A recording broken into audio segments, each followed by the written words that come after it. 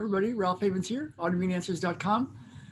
Welcome to your Friday morning session. If you're watching it live, otherwise, welcome whenever you're watching. And is is your healing worth it? Is your healing worth it? Is awakening worth it? You know, there is a cost to stuff. Time, money, things. I remember years ago, um, I had a pretty good life. I was working as a waiter in Texas, and I graduated from college, but I didn't know what I wanted to do except I knew I wanted to run. I loved running 70 miles a week, 100 miles a week, even more. And it's one of the things I used to control my anxiety too at the time until I figured out how to solve that. And I remember at some point I thought, well, I should probably start to look at some kind of real job at some point. Should you be a waiter for your whole life kind of thing? And and and so I decided on physical therapy school, mostly because I thought, well, it's a kind of job that I could do and still run. And so I was. I applied to physical therapy school, and they said, it's going to take a year or two to get in. You just keep applying. But I got in on the first try, and I was kind of a bit bummed because I thought, oh man, I've got such a good life. I'm making good money. I've got green money in my hands every single night from working as a waiter. I get to run, and it's a very simple life. Really good. But there I was in physical therapy school, and so then I was in Houston at the Houston Medical Center. Amazing place. If you haven't seen a picture of it, it's giant. It's just giant, like a lot of things in Texas. And I was working so hard, and I was spending a lot of money for the school, and I couldn't. It was so much work that I couldn't really keep my weekend job of working as a waiter to make money. So I had taken on some loans to pay for it. But the worst part was it was so hard that I was hardly running at all. In fact, for one semester, I didn't run at all. When I got my first anatomy test back, I was like, oh my God, I got to quit running because this is so hard. I got to just study even more. And so I was studying way into the night, and that's how life was going. And I looked at my friends, my runner friends, and I was living with runners, and they were still living their simple lives. They had good jobs, some of them, and some of them had low-key jobs, but they had set up their life like I had before, where they could run 70, 80, 90, 100 miles a week and run races and kind of live that warrior athlete life. And I was like, what am I doing? I could just be running. I'd see them run by, and then there I was just going to class, and they were getting faster, and I was just hardly even running. And running was my whole life. It was my whole life. But something kept driving me to do it. I don't know why, but I was supposed to do it. And so, years ago, fast forward past that, and I remember taking one of my first classes. In fact, it was my first class from Sharon DiMatteo, my medical intuitive teacher and healer, the late Sharon DiMatteo, and I owe a lot to her and her work. And I took her first class in San Diego with my therapist. I had built a successful physical therapy practice at the time, and something just went off in my head that, oh man, this is the stuff. And so I invited her to start teaching at my clinic, and we started traveling all over the country and Canada. And it ended up being a 10-year process and 110 classes. And at one point, I added up all the money. My friend Joe, his wife, used to say, golly, we spent our retirement on this training, because we had a whole group of us traveling around the country and Canada and the world, taking these classes every month. And I added it all up, the money I spent on classes, the money on rental cars, on hotels, on air travel. I added it all up, and it was over $750,000 that I spent on my training, on my hands. And I could have taken a different route. I had the training as a physical therapist. I was trained. I had, my business was doing well. In fact, when I got into that work, it was interesting because the doctors who were sending me lots of people, they quit sending me people, even though my work was way more effective. And before that I was doing a lot of deep tissue work, the stretching and the massaging people out and exercise and hardcore stuff. And that suited doctors. It seemed like physical therapy, right? And it suited patients, clients. But I found the work of Sharon DiMatteo, the medical intuitive, and even though it was very subtle work in the way that it looked and very energetic, people with chronic and mysterious medical conditions were getting well, they were getting well. And I was getting well. My teeth were no longer having cavities. My anxiety was going away and then ended up going away. My heart got healthier. I got over some significant injuries. And so I had to do it. I just had to do it because it was so much more effective. Yet, because a couple of clients went back and said, well, it's kind of weird. He does this energy thing. He's hardly touching me. And so a couple of doctors freaked out and they quit sending me people. So my business went down, but I had to do it. And I had to keep taking these classes.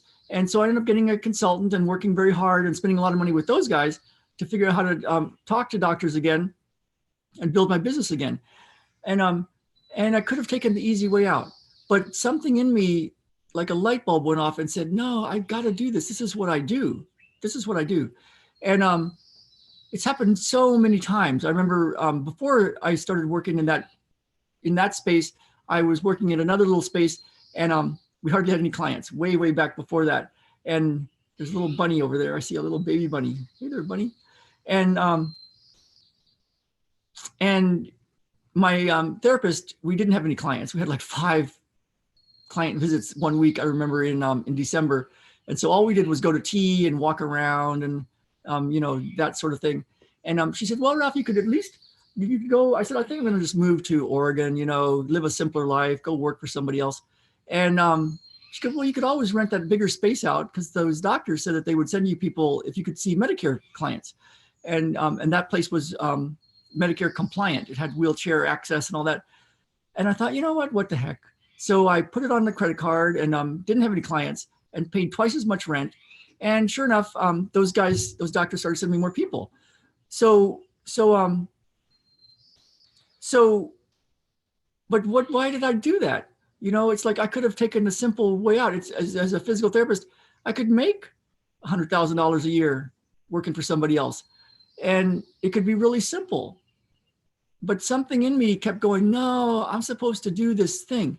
And the thing is, it costs something. It costs time, it costs money, it costs a lot of heartache, it costs a lot of fear that you got to go through. But something kept going doing that. I don't know why. It doesn't happen to everybody, I don't think, but it happened to me. And then I was taking a week-long intensive retreat training with my Qigong master this last week outside of Santa Fe, Galisto, New Mexico area. And one of the advanced practitioners, I told a story about when we were through a lot of tough times when we were up here for the first time in the Bellingham, Washington area. I didn't have a job. I didn't have a way to make money. I didn't know what to do, but I knew we had to leave San Diego, and there we were burning through money and renting a place. And I just found myself getting up every morning at 5 o'clock in the morning and doing one out of all the Qigong I knew. I was doing one exercise, one form.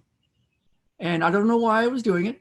And then I went down to San Diego to sell the house, and Ming Tong happened to be there for the weekend, and he was doing a 3-hour session. So I went to see him, and he didn't know what I was doing. And he told the whole group, he said, right now there's people all over the world doing 2 hours of this one Qigong form exercise. And it was the one I was doing. And I'm like, wow, that's the one I'm doing. And for some reason I was doing 2 hours of it.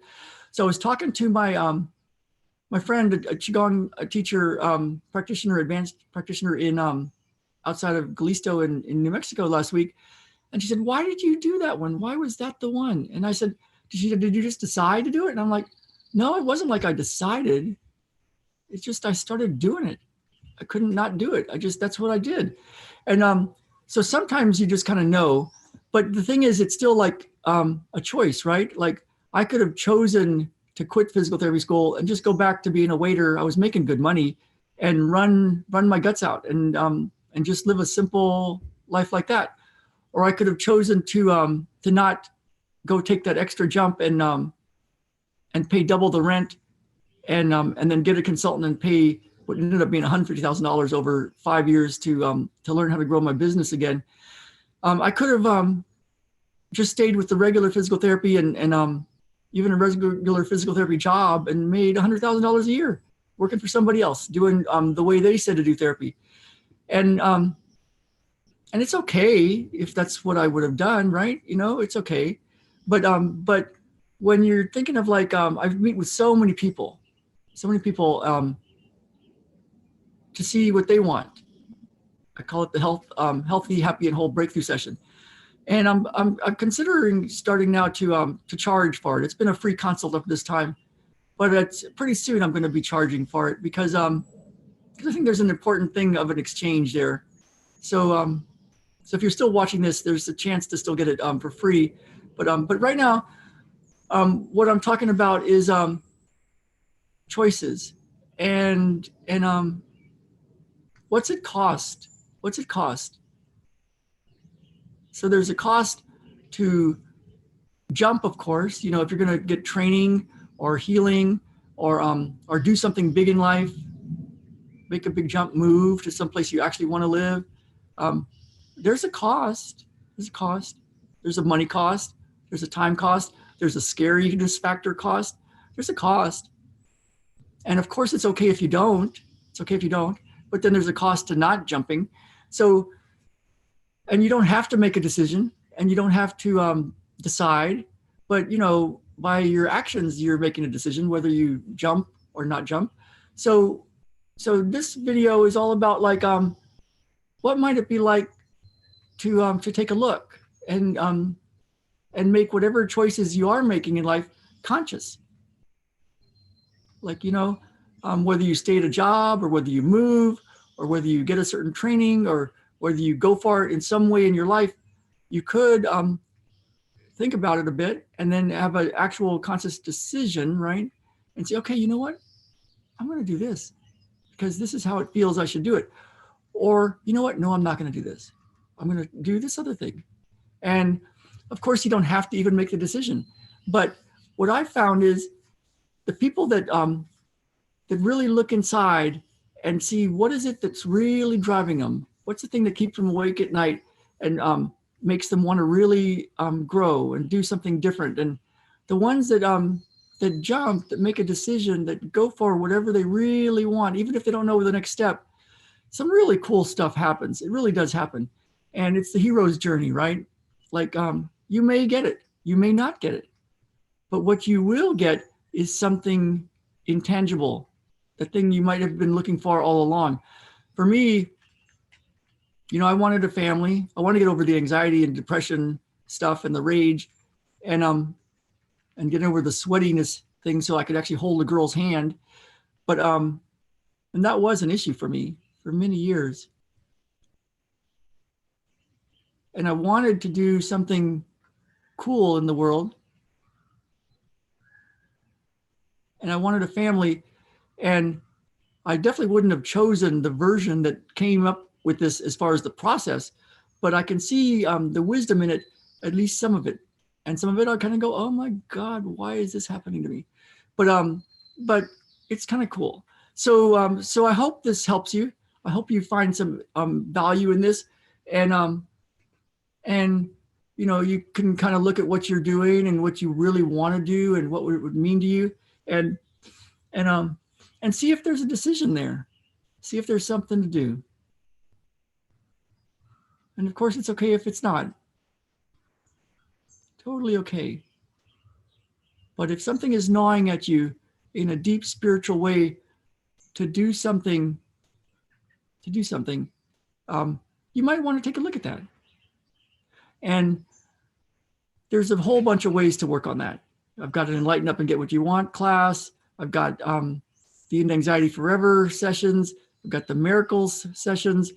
And of course, one-on-one sessions. But what I'm talking about right now is to take a look and see what it is you truly want and see if there's a decision there.